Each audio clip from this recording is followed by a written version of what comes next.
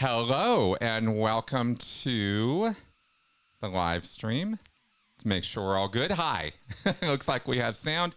Looks like we're all live and ready to go. Wow, I can't believe this is happening. We're actually doing this. Welcome to the show.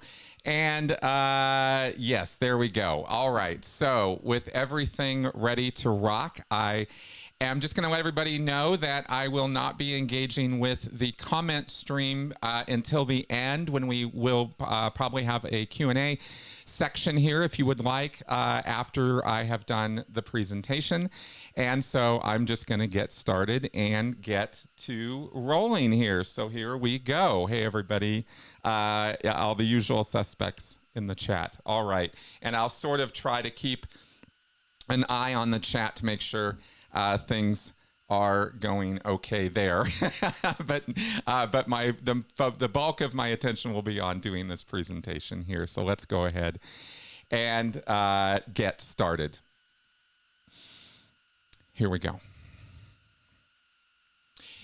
Hello and welcome to this live stream about the Scientology emotional tone scale, what it is and what it's all about.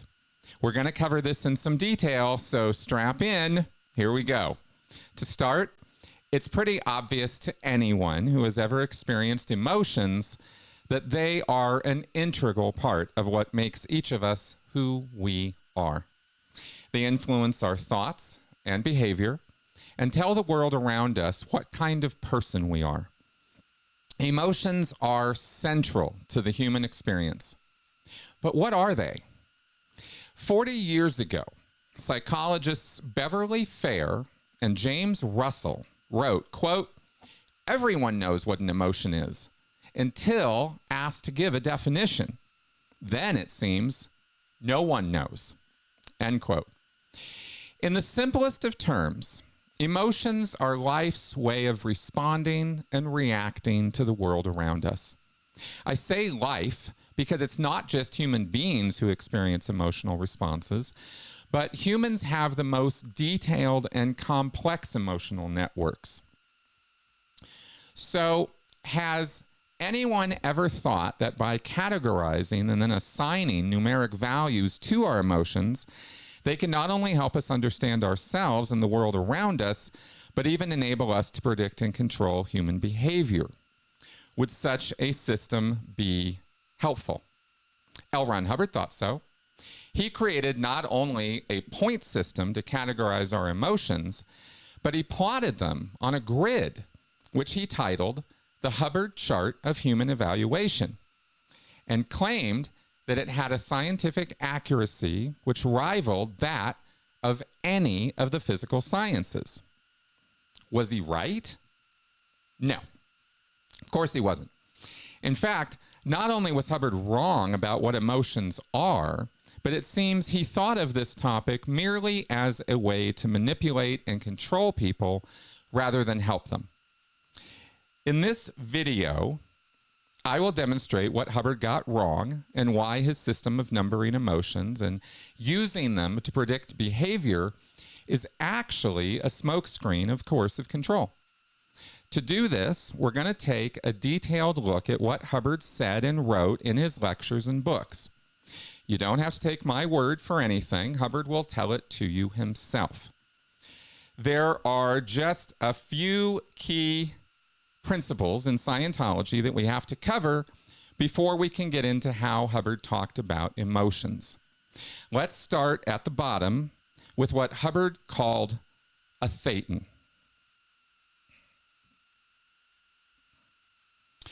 Hubbard wrote that the source of life energy is a spiritual entity which he called a thetan, and which is represented by the Greek letter theta.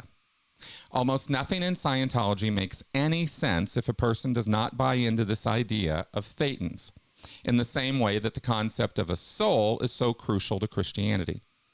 According to L. Ron Hubbard, thetans are immortal and are not a natural part of the physical universe, nor are they made up of physical matter or energy. They don't even have a specific location in space or time. They're located wherever they are aware of being in the moment.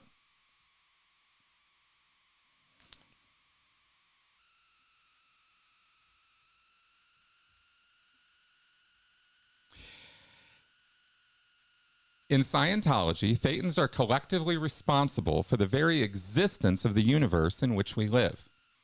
Hubbard described this in a series of axioms he wrote in the 1950s, which you can find in the book Scientology 0 to 8.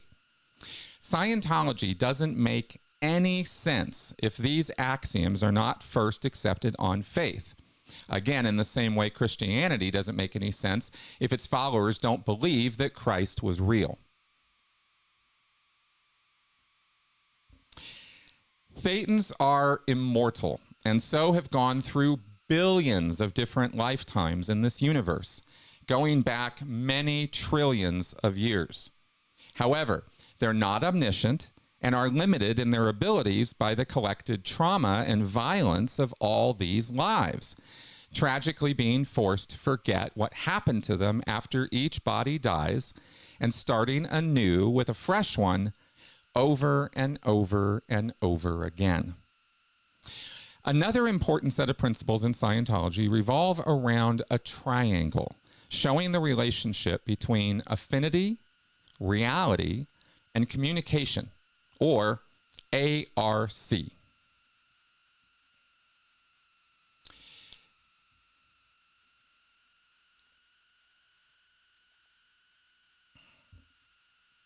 There are very few things in Scientology more important than the ARC triangle. As Hubbard defines these terms, affinity is how much you like someone or something, reality is agreement, and communication is any way in which we exchange ideas and concepts. Together, these create understanding. The idea is that the more liking or closeness you have for someone or something, the more you and it agree on things, and the more easily and strongly you can communicate, the more you'll understand each other. And sure enough, there are plenty of examples where this is true. But there are also plenty of examples where this is not true. Scientologists are not really allowed to think about those exceptions, though. Hubbard's claims about the ARC triangle in Scientology are absolute and are not up for debate or questions. More important for what we're talking about today, the ARC triangle is also the basis for human emotions, since this triangle is supposed to also represent the component parts of theta itself. We'll discuss how this works in more detail later, but first, there are a couple of more Scientology concepts that you need to know about. The reactive mind is a mythical creation of L. Ron Hubbard, based on the fact of trauma responses and memories. It's positioned as the quote-unquote bad part of your psyche, a part of your mind which controls your thoughts and behavior, and which is always operating on a subconscious level to protect you from harm by using your past experiences to stop or limit your behavior in the here and now. Put simply, Hubbard asserted in Dianetics, the modern science of mental health, that the reactive mind stores images of pain and unconsciousness you have experienced and uses these memories against you in the form of chronic pains, aches, negative emotions, and other feelings, even using the words that were said when you were unconscious as subliminal commands you must follow. Locks and secondaries are later incidents that can re-stimulate an engram and cause it to go back into effect.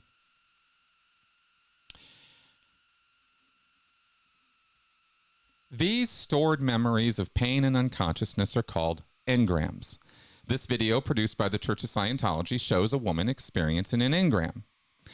Here, the reactive mind on the right is taking over from the analytical mind on the left. Notice the emphasis on the various sounds and feelings and pain she's experiencing from falling down. And she's told, you need to get away from here. Later on, when she's a bit stressed, and the same kinds of sights and sounds and feelings are around as were in the engram, that engram will be reactivated or restimulated and go into effect against her. And the words that were used in the engram now act like a kind of command where she feels she needs to get away, and so she inexplicably and suddenly just gets up and leaves.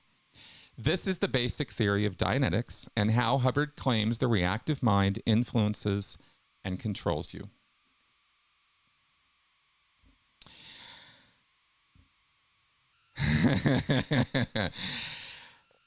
All right, now the first, or at least one of the first efforts by Hubbard to chart survival on a scale was illustrated in Dianetics, the Modern Science of Mental Health. Along the right column of the graph, you can see zone 0 up to zone 4. And these are supposed to represent progress towards immortality, which of course ends for any life form eventually in death at the very bottom. This is the primitive beginnings of what would later become the emotional tone scale, when Hubbard added emotions to this scale. The general description of each zone is shown on the left.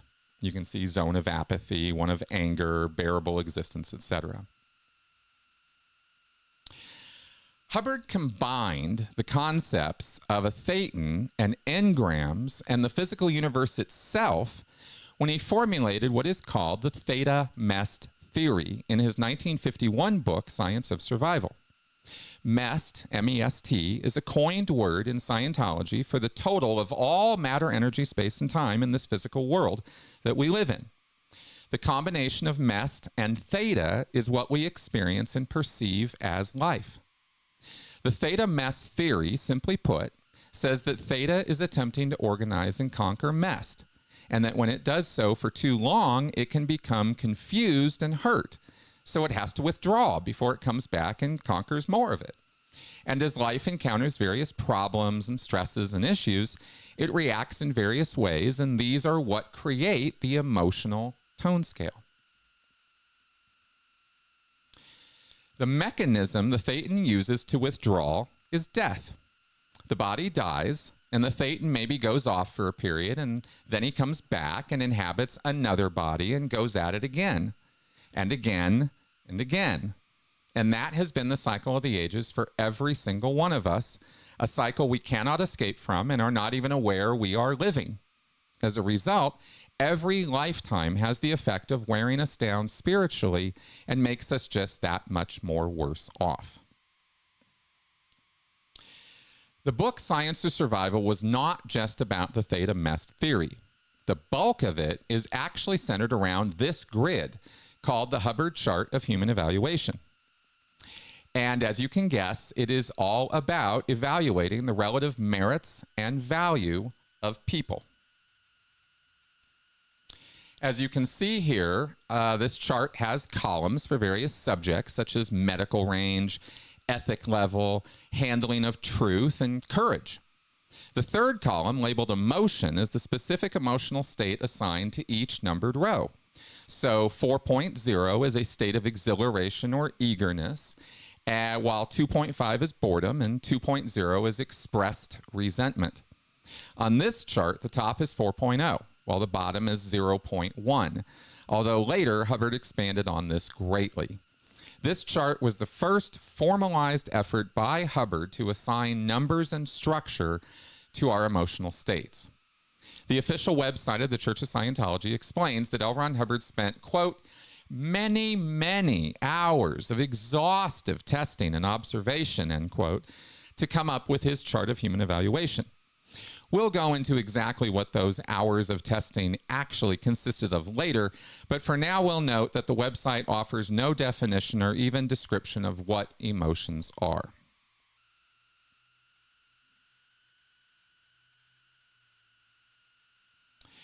Instead, the hook for Scientologists is that Hubbard's chart of human evaluation and the tone scale which it derives from it gives anyone a mastery over predicting human behavior based on how people are feeling both in the moment and chronically over time.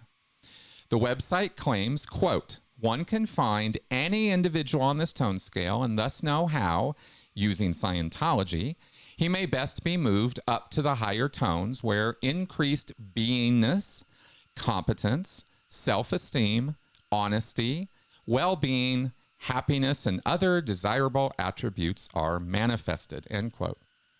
This chart shows the main or most commonly referred to emotions on the scale, conveniently numbered to give some kind of mathematical relationship between the emotions.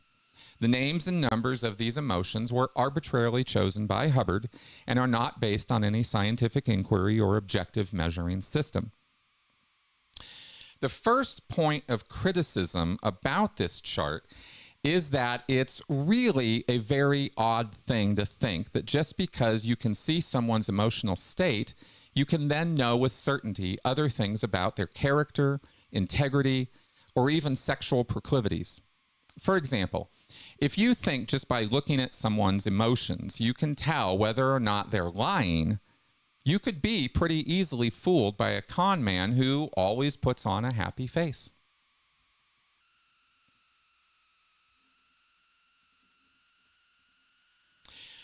Which of these two people are more likely to tell you the truth? Are going to be good around children? Are going to get sick easier? The fact is, you can't tell. But Scientologists believe, they're trained to believe, that they can. How enthusiastic or interested someone is should never be used as a reliable indicator of whether they are dealing in truth or whether they are going to do a good job. And it certainly shouldn't ever be used to determine if someone is going to treat children well or be a good partner over the coming years.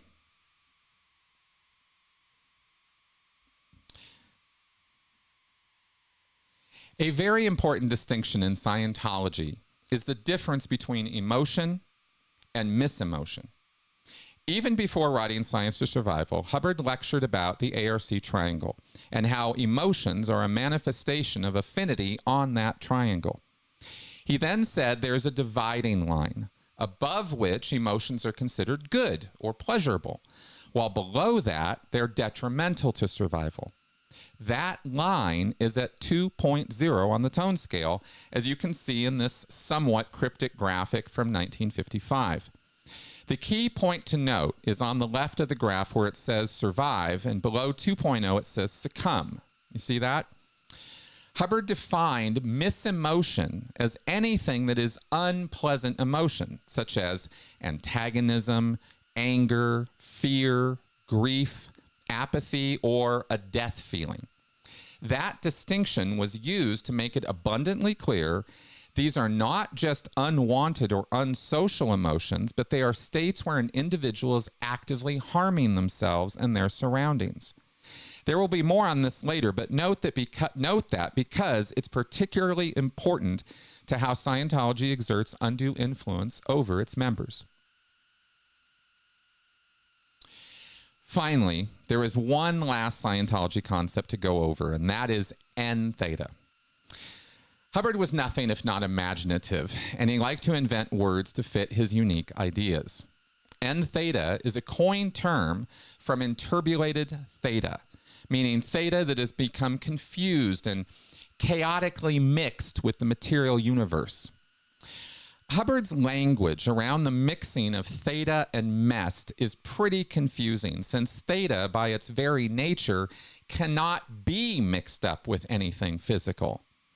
But if one imagines that theta is sort of a separate universe in the same way that the virtual world is a kind of separate universe, then you can imagine that the virtual world has an impact on the physical world and vice versa.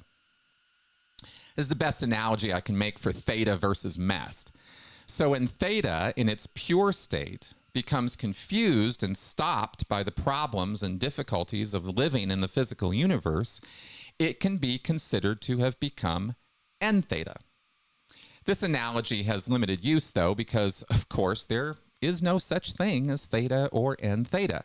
These are simply constructs Hubbard invented to sell his invented system of thetans and engrams. So now that we've covered some of the terminology behind Hubbard's ideas of emotions, let's dig into the different levels of the tone scale and see what each really means. In Science to Survival, Hubbard elaborated on each column of the chart of human evaluation and described, chapter by chapter, how people will look, act, and even think at each different tone level. Calling back to Dianetics and engrams, Hubbard asserted that engrams have everything to do with where a person is at on the tone scale. Here's what he wrote. Quote, column A on the chart is graduated as a tone scale. Actually, the scale has many more heights and levels than those we can now measure and use. How high it actually goes, we have no way of knowing at this time. For our purposes, it is put to use here between the levels of -3 and 4.0. At -3, we have simply mest, a dead body in whatever state of decay it might be. It is different from other mest only in that it has been organized by theta into new chemicals and compounds, for mest is evolved into new complexities by theta, just as organisms are evolved by theta.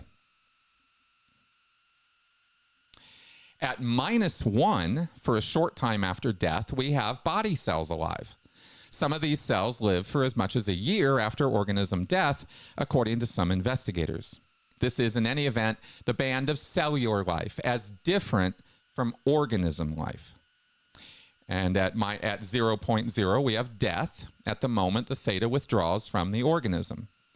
And from 0.0 to 2.0, we have the band of operation of the reactive mind. Between these points on the tone scale, the reactive mind is in command of the organism. The reactive mind in this band directs the organism according to stored engrams and the analytical equivalent of the engram, the lock.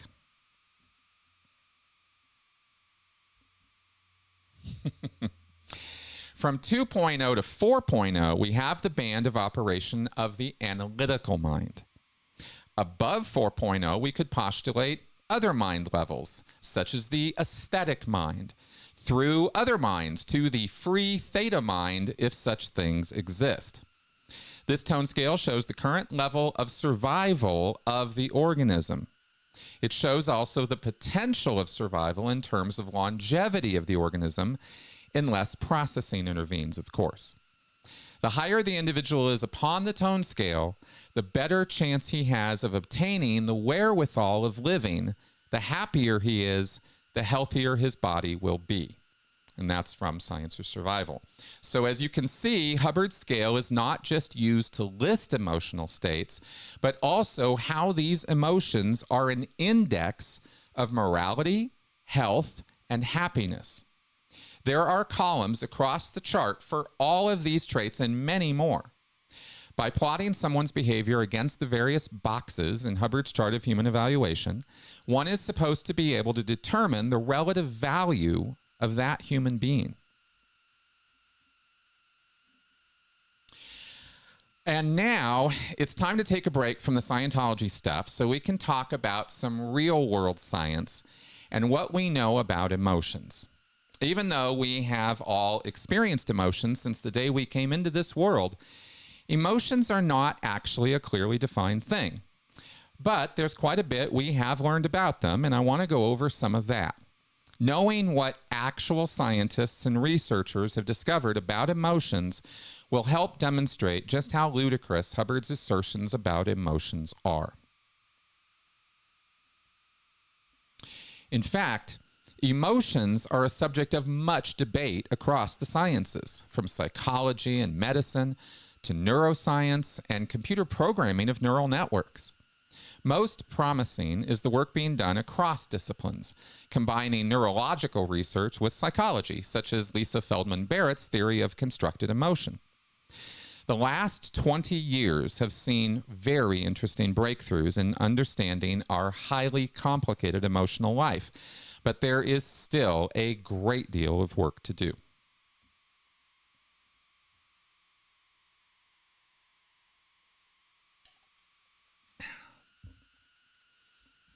Why is this so hard? Well, in a word, it's because people are complicated. Our reactions and responses to situations and people we encounter can be all over the dial, depending on things like whether we've eaten or slept, how much money's in our bank account, or whether we like people in the first place. But beyond all that, consider bigger factors like language and culture and the very different words and ideas that human beings have developed to explain the world. Various cultures use many different words to describe different emotional states or reactions, and no one language covers them all. Often we adopt words from other languages because of this, such as Schadenfreude or angst from German. These words were adopted from German because English had no real equivalent words.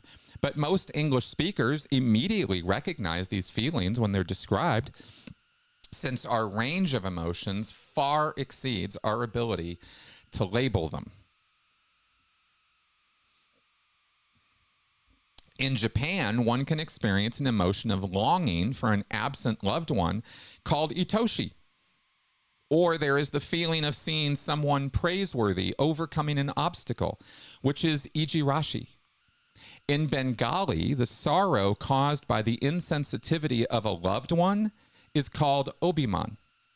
And in some cases, there are words for feelings in English which other cultures don't have, such as our words frustration or guilt. You can see some other examples on the screen here. If the words we use to describe emotions don't reappear in every culture, can we really say that all the emotions we name are also universal? And this question is just the tip of the iceberg. In fact, there is some evidence that the language we use to describe and express emotions can itself affect how we experience them. Sort of a tail wagging the dog relationship between language and memory and emotion.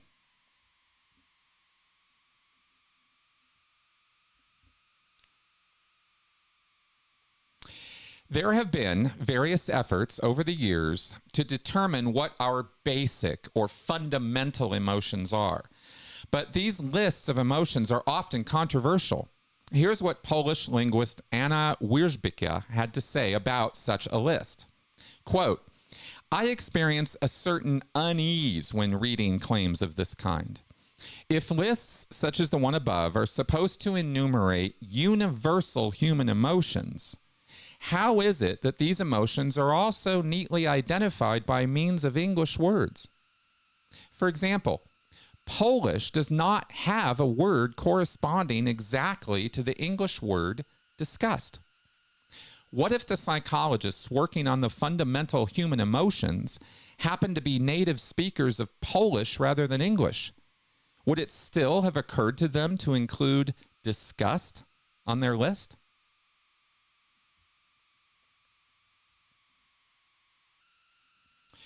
The complexity of how we express emotions also makes it difficult to pin them down to simple physical manifestations. For example, crying is something we do when we're sad, but people also cry when they're joyous or furiously angry. Laughter is a fairly universal signal of humor or happiness, but we also laugh when we're embarrassed, confused, or nervous. You really can't tell what emotional state someone is in if you simply say they're laughing or they're crying. Our behavior is anything but simple. Emotion researchers face three big questions and no easy answers. One, what are emotions in terms of our biological and inner experience? Two, how do we physically express those emotions? Three, what words and categories do we use to describe all of this? All of this is to say that just because emotions are easy to experience doesn't mean they're easy to understand. And anyone who says otherwise is selling something, especially given how little was understood about emotions all the way back in 1950. Hubbard's works didn't offer any breakthroughs or discoveries in this field which amounted to anything. It's therefore the height of arrogance for him or anyone else to look down their nose and judge which emotions are good or bad or positive or negative. Emotions are evolved responses, and all of them are integral to our life and survival. We need them all. So now getting back to Scientology, This is the expanded tone scale of Scientology, with little graphical representations drawn by a Scientologist cartoonist of each level. It ranges from 40.0, serenity of beingness at the top, to minus 40.0, total failure at the bottom. This tone scale is a fundamental tool of Scientology and is introduced to beginning Scientologists very early on.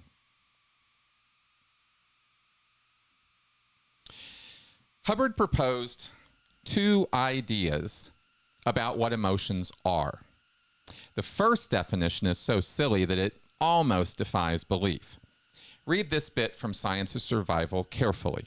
Quote, "Previously, the word emotion was never satisfactorily defined. Now it is defined as an organism manifestation of position on the tone scale, which is rationally appropriate to the present time environment and which truly represents the present time position on the tone scale." End quote. Okay, now what Hubbard's basically saying here is that an emotion is a position on his scale that is a rationally appropriate emotion to the context the person is in at the moment. It doesn't really define or make distinct what that position on the tone scale is, though. The main reason this definition exists is to contrast it with misemotion, as we went over earlier. Emotions are appropriate responses, while misemotion would be inappropriate, such as falling into a depression upon hearing you've gotten the job you wanted or finding out you won the lottery. The next definition is where things tip over into the realm of pure pseudoscience. You see, in the beginning days of Scientology, Hubbard fancied himself a mathematics and physics expert, and he wrote books explaining Scientology in terms of energy flows and other manifestations of electrical phenomenon. I've given this material to certified physicists and electrical engineers, and after they stopped laughing, they made it clear to me that none of what Hubbard wrote made any sense in the real world. But Scientologists believe this nonsense, so let's take a look at what this is about. Here are 2 pages from the book Scientology 880, written in 1952, where he discussed wavelengths. Hubbard was trying very hard to demonstrate the scientific validity of his work by borrowing terms from these fields, but his misuse of them and his ideas about how energy works, how it is created and destroyed, and many other assertions he made at this time show very clearly he had no real idea what he was talking about. For example, in the second page, he offers approximate measurements for various waves and how they match up to numerical positions on his emotional tone scale, with aesthetics at 39.0, right below the serenity of beingness position we saw earlier, while emotions such as anger at 1.5 manifest as a wavelength of 0.024 centimeters. Okay, now there is no published record anywhere of any experiments or measuring devices Hubbard used to come up with any of these figures. And you'll notice that in the text itself, he says these measurements are not accurate. There is no way, after all, to connect a thetan to a measuring device. So where does any of this information come from? For all practical purposes, we can be certain that Hubbard just made these things up. But over the years, Hubbard stuck to his guns about vibrations and wavelengths and how this somehow measured theta activity. While he moved away from trying to write too much more scientific-like literature, since he really wasn't very good at it, by 1966, he was still telling auditors he was training that an emotion is a response by wavelength affecting an individual or another, which produces a sensation and a state of mind, end quote. And to this day, that is the deepest idea of an emotion that Scientologists will get. They believe these wavelengths are emitted by a thetan and that these somehow affect or manipulate our own behavior and the behavior of others.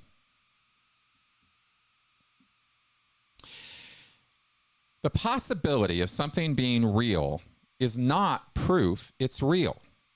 Just because we can imagine something is true doesn't make it true. The fact is that Hubbard's writings about thetans and especially about wavelengths in electronics are just a form of pseudoscience, which basically just means it tries to look like science and use big scientific words, but there's really nothing scientific about it. You see, it's incumbent upon cult leaders that their dogma always be confusing, somewhat impenetrable, and tie in with mystic ideas that can't be proven or disproven. Hubbard's constant misuse of electronics and physics terminology serves this purpose very well, as most Scientologists have no real idea how any of this works, and so they just take Hubbard's word for it anyway. And that's how most pseudoscience gets peddled in the first place.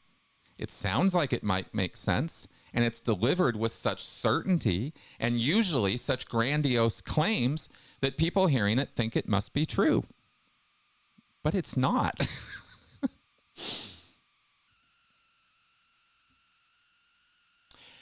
Earlier, we covered what misemotion is in Scientology.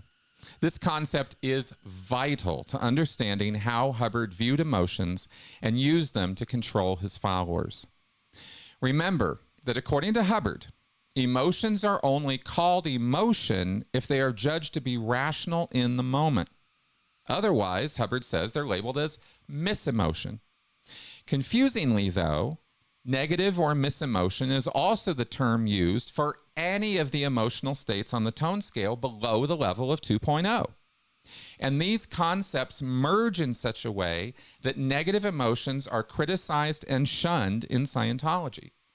You also get gems like this quote from a Dianetic Auditor's Bulletin in 1952, where Hubbard makes it clear that if you're feeling any misemotion, it's because you're failing to take responsibility for whatever is causing you to feel that way. I'd say that's a pretty outrageous thing to tell a child who's feeling fearful or griefy because he just got beaten up by a bully. So we're supposed to conclude that the victimized child simply isn't taking responsibility for the bully, and that's why he feels sad and upset? I mean, that's nonsense. This opens the door for Scientologists to judge people based solely on their mood or emotional state, without any reference to their character, intelligence, or experience. This we might call a gross oversimplification. Any individual easily experiences many emotions and moods throughout any average day, and it could be a catastrophic error to judge someone based only on how they're feeling during one of those moments, especially the way Scientologists do it. If a child is sad and crying because she lost something she thought was valuable, that's an appropriate reaction. Yet in Scientology, that could and very often is labeled as misemotion, and the child is disciplined and told to stop feeling that way. In fact, regardless of why they feel that way, Scientology children are almost uniformly told that their misemotion is coming from their reactive mind and they need to knock it off. Circumstances of grief and fear or anger are treated similarly, resulting in emotional suppression, since these feelings are unacceptable. Scientologists are carefully trained to suppress their natural emotional responses and are falsely convinced that this is the path to good mental and spiritual health. Hubbard said there were 3 factors which determine a person's tone level, referring again to engrams and locks from Dianetics and relating this to the volume of theta each individual is endowed with. Quote, the first is the accumulated n-theta in the person. How much of his theta is interbulated in engrams and analytical locks. The second factor is the amount of theta the person has as life force. This would be his volume of theta. The third factor is a ratio between the analytical mind and the reactive mind. An individual may have a reactive level of 1.0 and an analytical level of 3.5. These two minds average out to a constant. These claims raise many questions, beginning with the most obvious one. If theta isn't physical and can't be measured by physical means, how would Hubbard have any idea that different people are endowed with different amounts of theta? And how would one determine what an individual's reactive and analytical levels are? If these are simply based on how a person has acted in the past, then estimating these things could end up with almost any answer you want, depending on what events or episodes one decides to judge.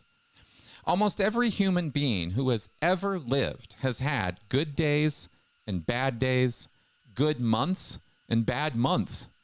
Which are we supposed to look at to average all these out? These three factors are not very precise, and they hold no scientific value. In fact, I'd go so far as to say these things are so vague, so indeterminate, so impossible to nail down in any practical way that they are completely worthless.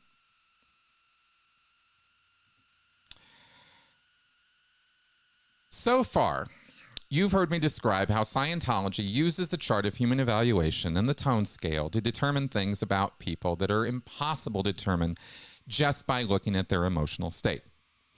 Here's Hubbard stating it outright. Now, the tone scale had so much more data in it that it had to be expanded and expanded into human evaluation until, by placing a person at some position on the tone scale, if you find out where he is in the tone scale, you can tell how much responsibility he's going to manifest, how much persistence he's going to manifest. You can tell how he's going to treat children. You can tell how he's going to talk to you, how he's going to listen to you. You can tell what he'll do with the message that you're giving to give somebody else. You can also tell, just or rather automatically, the physiological condition this person's going to be in. Now, the tone... Of no surprise to anyone, Hubbard claimed everyone needed Dianetics counseling because everyone's so bad off, they don't even know how bad off they are. And he gave physical descriptions of the kinds of things he was talking about. I want to give you here a little bit of a physiological description of each one of these individuals. You understand this description is more generalized than this chart is. These are just things that you can glance at suddenly. You can tell. I'm going to start at the bottom. A 0.1 is something that you won't find walking around in the society. A 0.1 will be pretty gray of the face, the skin circulation almost absent, hardly perceptible. This person is pretty bad off. This would have to be a stretcher case. But just above that, at 0.5, the same skin condition obtains. There is a slight grayness to the skin, particularly in the cheeks, and so on. It's greater or lesser degree. Not always present, not always detectable, but when it is detected, there's a 0.5. The fear and hopelessness and so forth actually mixes up to make the blood tend to leave the surface. The blood is even afraid to be on the surface. The blood goes in. The blood lakes in the center of the body to some degree. Now, one of the things that marks a 0.5 particularly, a medical range here, says chronic malfunction of organs. This body is trying to die. You take a young girl who is 0.5, her endocrine system will be so bad off that the fatty tissue of her body is all displaced. Her body isn't pretty. It's displaced. say, ankles and so forth are fats on the wrong places. That's all. You don't have an endocrine system that is working smoothly and even. That's all. Now, this bit here is obviously a kind of body or fat shaming, and it's rampant in Scientology. It's used as an excuse by men to divorce or cheat on their so-called low-toned partners. And this attitude actually gets support from church staff as well, but it gets worse because Scientologists don't judge a person only by their body weight, but also by their medical condition. One of the fastest ways of telling this tone scale, by the way, is the state of health of the individual. The state of health. The chronically ill, chronic malfunction, endocrine, neurological illnesses, depository illnesses, and severe sporadic illnesses. That is to say, fairly usually the guy 2 or 3 times a year gets very sick.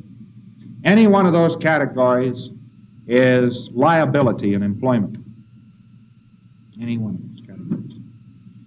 That includes arthritis, sinusitis, any one of these items. You can look on a person's health record pretty accurately. If you have his health record for over a couple of years, and you at least see where he's been on the tone scale for that couple of years.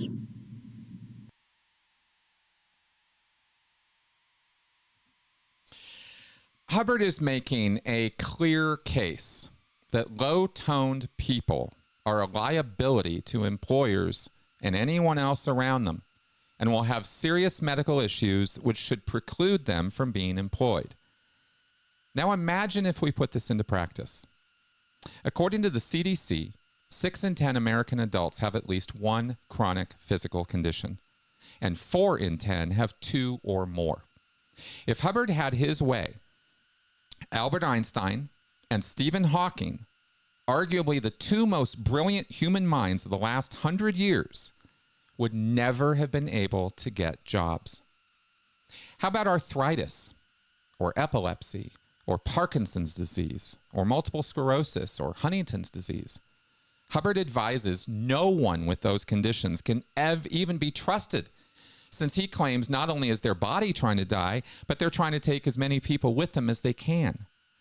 And if you can follow this logic all the way through, children born with congenital heart disease or a host of other unpreventable illnesses would simply be done away with because they have no real value. This judgment occurs at all levels of Scientology. If you think I'm over-exaggerating for effect, here's the next thing Hubbard said in that same lecture. It doesn't explain away either when he says, well, I was wounded in the war.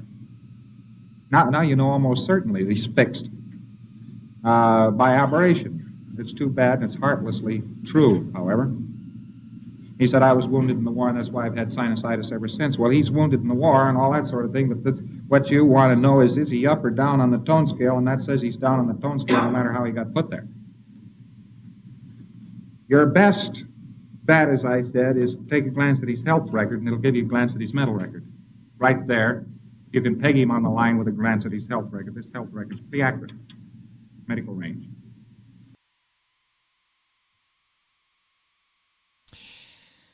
All right. Now, in what can only be described as a case of the most outrageous hypocrisy, during the same time Hubbard was giving these lectures, he also finally showed up for a physical at the Veterans Administration to verify his claims that he was so damaged by chronic war injuries that he needed an increase in his monthly pension.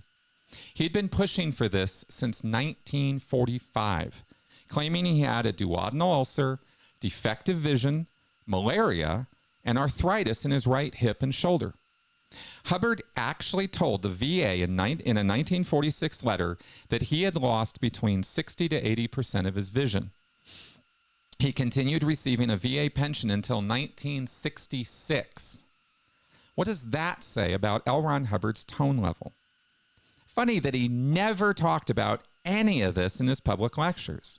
In fact, he said that he had cured his war wounds with Dianetic procedures and that it was capable of curing all of the illnesses he said he suffered from. Yet we see the truth was something else entirely.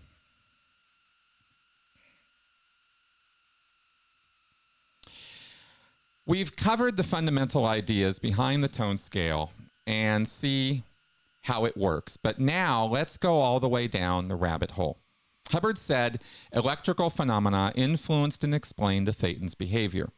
This has to do with the separation of the body and the spirit and how each can have a markedly different emotional tone from the other.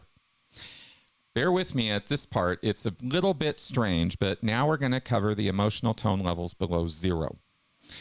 In the book Scientology 880, Hubbard makes it clear that a thetan, even one that is not operating a body, is really bad off. In fact, he said the body can run on automatic or learned social patterns and habits which give a person an appearance of being well-adjusted and normal when in fact the thetan itself is stark raving mad. Remember, in Scientology, they believe that the spirit has existed for trillions of lifetimes, and every lifetime contains moments of pain and unconsciousness which have beaten the thetan down. Hubbard goes on to explain that Scientology auditing is the only remedy to bring a thetan up the scale, and that it will at first appear that the person is worse off and doing badly. But over time, this will change as the thetan comes above zero on the tone scale. The way he describes it, if the person being audited becomes more irrational, that represents positive therapeutic progress. Or as he puts it, a raving mad thetan is far more sane than a normal human being. This, of course, helps Scientologists justify making people worse off with Scientology auditing because they would believe it was actually making them better. So, now that we have extensively covered what Hubbard had to say about emotions and what to think about them, let's take a hard look at L. Ron Hubbard. First, let's just say this part out loud. Scientists, philosophers, or legislators do not need to be paragons of moral virtue or even very nice people in order to discover or do amazing things. Some really odd, strange, and even grossly abusive people have been known to discover amazing things that have benefited our scientific or social progress.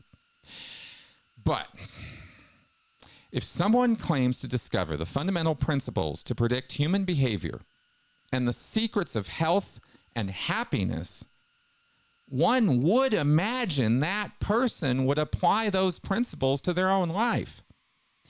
Hubbard did exactly the opposite. Here's what I mean. In May of 1950, Hubbard published Dianetics, the Modern Science of Mental Health. It quickly became a runaway bestseller. People all over the U.S. paired up and used Dianetics on each other as a form of psychotherapy. Some media outlets and psychologists and reputable scientists had other things to say about it. Time magazine called Dianetics the poor man's psychoanalysis, quote. Milton Saperstein lambasted it as an authoritarian dream, a population of zombies, free to be manipulated by the great brains of the founder, the leader of the inner manipulative clique. Dr. Martin Gumpert wrote, I must confess I have never been confronted by such a bold and immodest mixture of complete nonsense and perfectly reasonable common sense, taken from long acknowledged findings and disguised and distorted by a crazy, newly invented terminology. Most revolting is that repeated claim of exactitude and of scientific experimental approach, for which every trace of evidence is lacking. Despite this criticism, Dianetics was popular, and people paid hundreds of dollars for courses in how to practice it.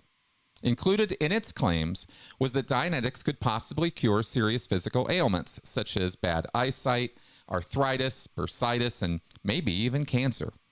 As a result, the New Jersey Dianetics Foundation closed rather than face a lawsuit from the New Jersey Board of Medical Examiners for practicing medicine without a license. By early 1951, Hubbard had lost the support of the key people who had helped him publish Dianetics and run its groups. Popular sci-fi writer A.E. Van Vogt was a Dianetics proponent for a little while, but he later said, quote, "The first 7 Dianetics foundations spent $1 million in 8 months and ended up over $200,000 in debt. They were operated on the principle of expand and hope that everything will be all right. And it was a principle that Hubbard followed with determination. Financial disaster was inevitable."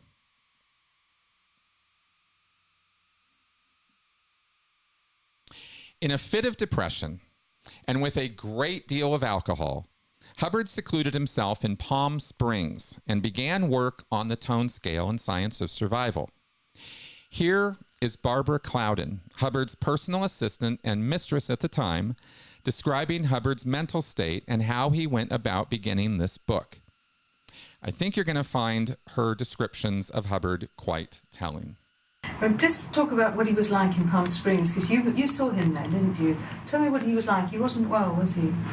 Well, he called me from Palm Springs, or wired me, I forget which, and told me he hadn't been well, and he felt like his good luck piece was missing, and asked me to come down. He had a house down there, and I did. And he was certainly very depressed. He had lost the color in his face. His voice was hardly audible. He was clearly going through clinical depression. And the way I tried, and he was sleeping a great deal and playing and improvising concertos on the piano. And he told me that he was totally blocked. He was working under a publisher's deadline, which he was failing to meet.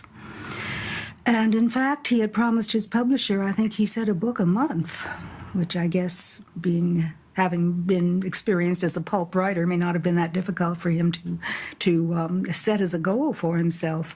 But he could not. He said the publicity was already out on the new book, and he just couldn't get to it. So, acting more or less intuitively, I suggested to him that he sit at the dining room table, and I laid out a piece of butcher paper, and I was kind of, I think, desensitizing him to the task of writing as one deals with a phobia of any kind, where you approach the noxious stimulus gradually, bit by bit.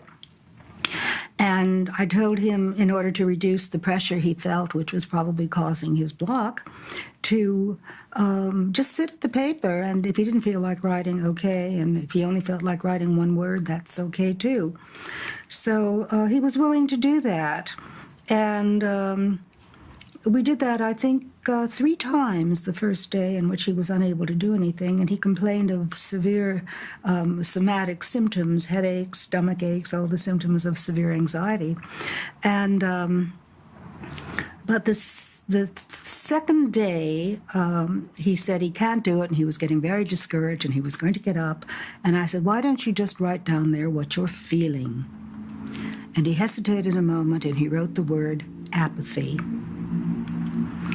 And that was the key to opening the lock, which started the tone chart, which became the Science of Survival book, which was the foundation for Scientology. And he completed the tone chart while I was there and became very energetic again, and worked very hard, usually until easily 5 o'clock in the morning every single night. And by the end of the week, he was going full steam, and he was his old self again. And we had a lot of talking back and forth about ideas, and had a lot of fun horsing around, and he was just a lot of fun to be with again. I did not know until after the fact that when he left Palm Springs, because he had a feeling things were not right back in Los Angeles, and he was quite right. Reconstructed, it seems that after he left Palm Springs, he stopped by Sarah's apartment and found Miles with her and told me that they were planning to commit him to an institution. And that's when the kidnapping took place. So, yeah, the kidnapping. That's what she said. Okay, so there are a lot of details, and I don't think it's necessary to get into every one of them here. But to cut to the chase, Hubbard decided to prove that his wife was absolutely right about his mental instability when he kidnapped his own daughter and held her for ransom from February until June of 1951. He would not relent until Sarah recanted statements she had made to law enforcement about Hubbard's unstable mental state, his physical abuse, and his incessant psychological coercion. The whole sordid mess was covered by numerous media sources, as you can see here. In order to get her daughter back, Hubbard forced Sarah to publicly retract her earlier court statements about him. On June 11th, Sarah attested, quote, that the things I have said about L. Ron Hubbard in courts and the public prints have been grossly exaggerated or entirely false, end quote. The next day, the divorce in Kansas was finalized without any alimony but a child support stipulation of $200 a month. Years later, when Alexis reached out to Hubbard as her father to try to establish some kind of relationship, Hubbard literally disowned her, telling her she was never his daughter. That's the kind of man Hubbard was to his own family members, and that's really just the tip of the iceberg. A month after all this went down, Hubbard released a limited edition of Science of Survival, and soon after began delivering lectures on how to be a happy, sane, rational person using his Dianetics techniques. All the while, Hubbard's personal life, his alcoholism and depression and psychosis, all evidence that he had no idea what he was really talking about. So, if this tone scale isn't about helping people, what use does it have? Quite simply, it's about controlling people without them realizing they're being controlled. Hubbard was consistent in his life about one thing. He didn't care about anyone else but himself. And he used people like you would use a toothpick or a screwdriver. The tone scale is simply a system of emotional manipulation and control, which allowed Hubbard to run riot over people's human and civil rights. While there is still a great deal of things to learn about emotions, one very important breakthrough has been a description of our universal emotional needs. There is not one human being anywhere who doesn't have an ego or a sense of self. And this is actually an emotional component of our lives, just as much as our sense of community and our need for belonging. There's a need in every human being for security, for empathy, and for understanding. These are not bugs or problems in our development. They are vital features that make us human. The rich tapestry of our emotional life is quite frankly the only thing that makes life bearable. The satisfaction of a job well done, the fits of despair when we lose a loved one, the adrenaline high of winning a race, and the determination to do better next time when we lose. All of these things and so much more are embodied in our emotional life and give us the ups and downs that make a life well lived. So for Hubbard to come along and arbitrarily classify some of these experiences as simply bad or wrong or counter survival and say these are feelings that we shouldn't be feeling, that just runs counter to every evolutionary instinct we have. It's not only unnatural, it's simply impossible to decide to turn on or turn off emotions like a water faucet. They just don't work that way. But Scientologists try with all their might to exert an impossible level of control over their so-called negative emotions. What does this end up looking like? Tragically, it always becomes a case of emotional suppression, which only bottles up those intense feelings and puts them in a kind of pressure cooker in our body. Scientologists are forced to deny they are even feeling what they're feeling, ignore what their body is trying to tell them, and end up in a descending spiral of self-abuse where the accumulated, unexpressed, and unacknowledged stress eats them up from the inside. We have all seen what happens when someone in our life tries to bottle up their anger over and over again until one day it explodes, sometimes with violent or even deadly consequences.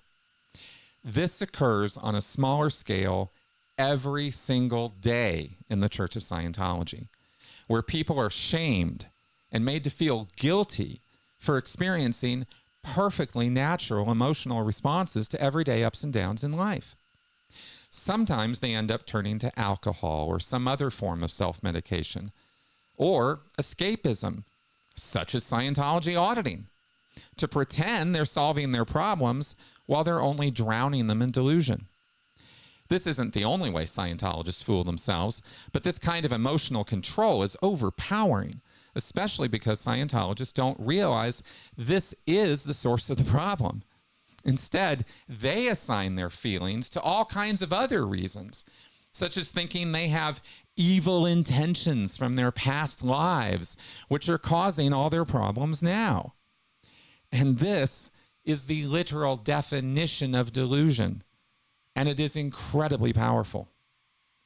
By forcing this one and only solution on every Scientologist and creating the very emotional bottleneck they're trying to solve, Hubbard succeeded at keeping Scientologists on a hamster wheel to nowhere, madly running to get to a finish line that doesn't even exist.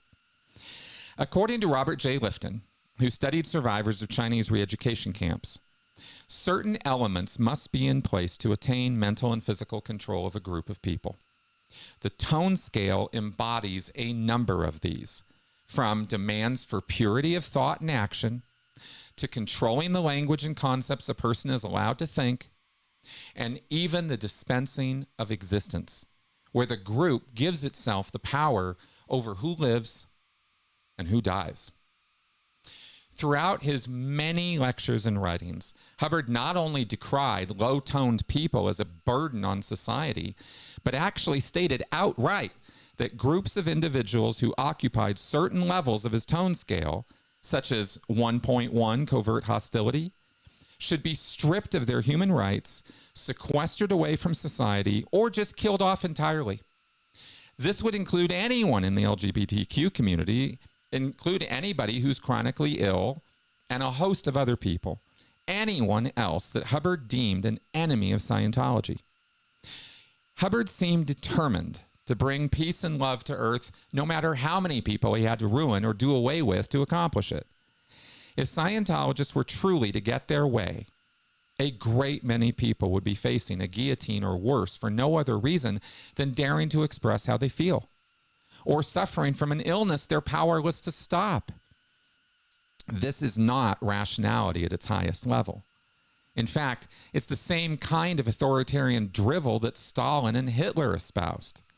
Scientologists eat this up, though, and truly believe that Hubbard's words are sacred truths. I don't think I need to spell out any more clearly how dangerous this kind of thinking is at any level of society. Far too many people have seen L. Ron Hubbard's emotional tone scale and thought there was something clever or useful in it.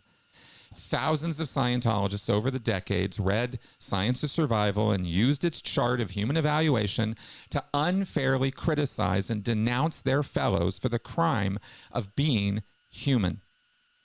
These tools did not serve to enlighten or help people, but only to oppress them with unfair generalizations, wildly wrong judgments, and even shunning and abuse. Broken families, bankruptcies, and ruined lives are the real products of Hubbard's work. The tone scale and all of its literature is not just worthless, it's worse than useless. This material hurts people, exactly as it was designed to do. Hubbard died alone, a failure and recluse, who was hiding from the law and had shunned everyone who had ever tried to help or love him. That is the failure of L. Ron Hubbard's life, and the path anyone who partakes in Scientology sets themselves on. So don't let yourself or your loved ones fall for any of this nonsense. Those who are trapped in Scientology's prison of belief have been sold down a river of lies and deceit. If you have the power to do so, try to help them out. And whatever you do, avoid this nonsense like the plague it is. And with that, we are done. Thank you very much for watching my presentation today. So, if you would like, if you have any questions for me that come to mind right now that you would like to throw into the comments, I will be happy to take a look at them and answer them regarding any of this. And hopefully I can. And if not, then we can just go ahead and wrap up now. But I will give you all a moment to do that.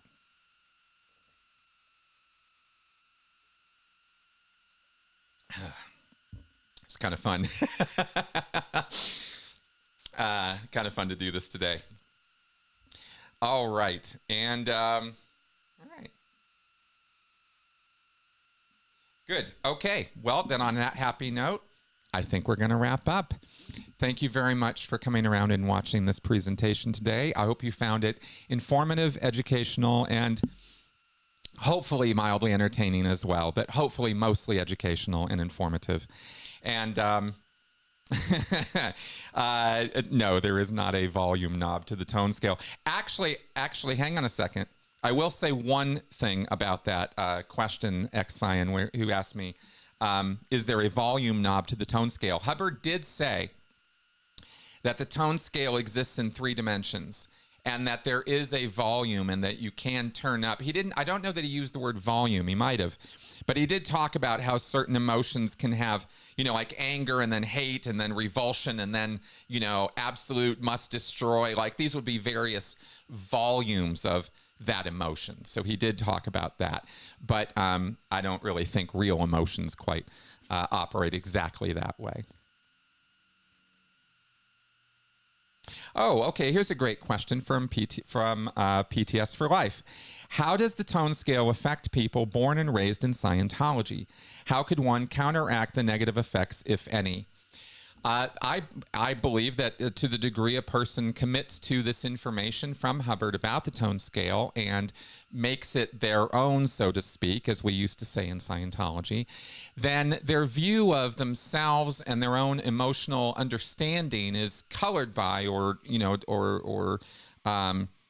biased by this information. And so I think that for people who have been raised in Scientology, who have been taught so carefully to suppress their emotions, to knock off being banky, as they say, to, you know, they never had a right to a bank.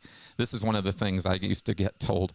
And these are things we have to unlearn as former Scientologists. And then also not just realize or recognize how wrong Hubbard was, but try to fill in the blanks with that vacuum with good, knowledgeable information. And there is a ton of it to learn. I referenced Paul Ekman and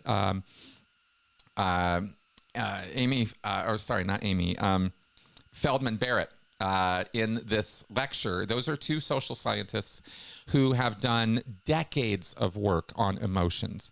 And I cannot recommend enough going and diving into that work to learn about and get a better appreciation as former cult members of the richness of our emotional life and how to deal with our emotions and our emotional reactions in a rational way. The big challenge of life, right? I mean, it's not so easy.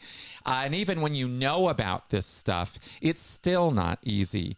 There's a whole array of things to learn about in terms of boundaries, in terms of attachment and relationships, and in terms of emotional intelligence and our brains and our systems that I think give an awful lot of clarity to what is happening to us in the moment and what's happening to us over time.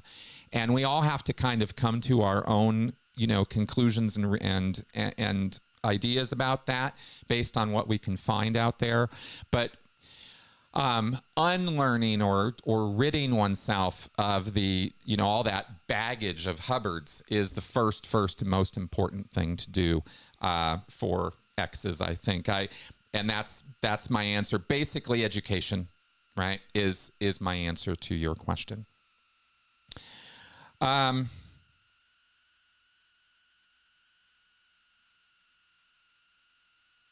Oh, okay. Here's a great question, and thank you for asking it. Virginia, there is a Xenu asks, all the content where you were saying Hubbard was saying that the tone scale should be used to determine who can work or certain people should not work, there is no way that is in WISE, right? And you're referring to the World Institute of Scientology Enterprises, which is a Scientology front group for pushing Scientology principles and methods into the workplace, into businesses as a business consultation model. And I will tell you that the lectures that I quoted from were lectures that were given in Wichita in 1951 to non-Scientologists, to business people in the Wichita area that Hubbard was trying to get on board with Scientology, or with Dianetics at the time. And those lectures are called A Special Course in Human Evaluation, and they are very much pushed today on people in the business world so that they will know who to hire and fire and who to deal with and why, according to exactly what I showed you today. So yes, Scientology very much still uses this material and pushes it off on people to use in the workplace in the here and now. All right. Yeah.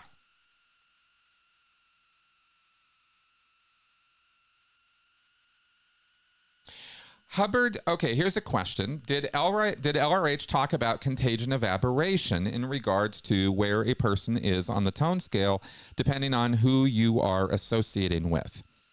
I don't recall Hubbard specifically relating the concept of contagion of aberration with tone level contagion, but Hubbard does talk about in many places how a low tone person will drag higher tone people down to their level, and how it mismatched tone levels in a spouse or relationship issue can cause issues because the lower tone person is always trying to, they come up a little bit and they feel a little bit better because of the influence of the higher tone person, but then the higher tone person is dragged down, and they're both kind of not really in the place where they feel comfortable or right or good or something.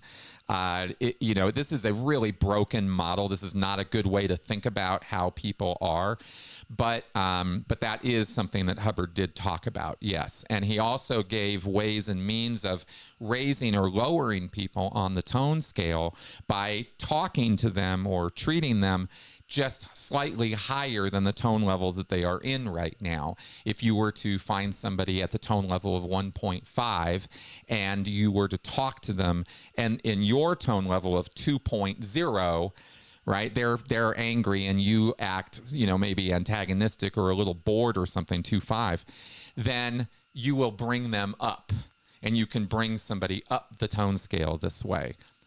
Total bullshit. Okay, just to be blunt about that. But that is something that Hubbard talked about, yes. Joe DeCepo asks, how did LRH avoid prisoner being sectioned for kidnapping? By getting his wife to sign a paper that recanted all of her statements, because for months the law enforcement and the courts were tied up with Sarah trying to get her daughter back. And Hubbard was on his way, and had she continued pursuing that, there very well could have been legal issues for Hubbard, and he could have been eventually put in jail. But he had the power in that relationship, and he had already physically and psychologically abused Sarah for so long that she was his victim, and she just wanted to get away from his criminal psychotic nonsense. And so she signed that so as to get her daughter back and just get away. And that was basically how it went down. And that's how Hubbard got away with it in a nutshell. All right. Good. Thank you very much for the questions. Thank you very much for coming around and watching. And I think I'll go ahead and wrap up this presentation today. This is a big one. And I'm really glad to have gotten this milestone sort of out of the way. This has been a video that has been promised for a very long time, and now it has been delivered. In 2 months from today, at the end of April, I will be doing the same thing with the e-meter video that I've been promising. So we'll be meeting back here in 2 months for that. And as always, of course, I will continue on with my weekly shows and content in between. But that's going to be, that metering video will absolutely be the focus of my efforts over the next 2 months for sure. Putting that together kind of like I was putting this together for y'all today. All right. Happy days. And see you guys soon. Bye-bye.